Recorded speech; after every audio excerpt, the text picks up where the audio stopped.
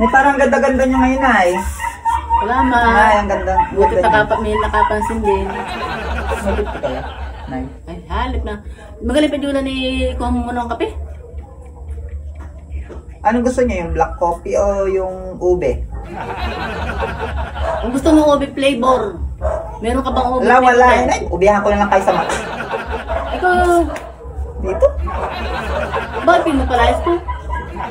Bakit pinapalayas ko dyan? Bakit naman inay? Ay, sino ba talagang ang matanda sa atin? Ako, na ina mo, o ikaw na anak ko lang? Bubo ka. Kayo ang mas bobo, inay. Hindi kayo nakapag-aral.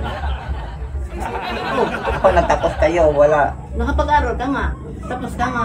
Pero andito ka rin naman sa akin, nakasiksik ka pa din naman. Oh. Again, yun. Ay, ba't nakasiksik ka pa din? Eh, tapos ako talang kan. Ako lang dito na sa akin nakasiksik. Yun ang gagawin natin, inay.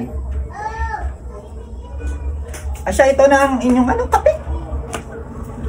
Here's your coffee! Ano ba yung kaping yan? Black coffee! Inay, sabi niya black coffee. Ang ibig ko sabihin, kung masarap ba yan, kung may tamis, kung may pait, ang gusto ko yung masarap na lasa. Tama ga?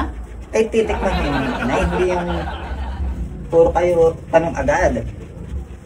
Kung ano? Umalis ka nga sa harapan ko, ako'y nabubisit sa iyo. Christian!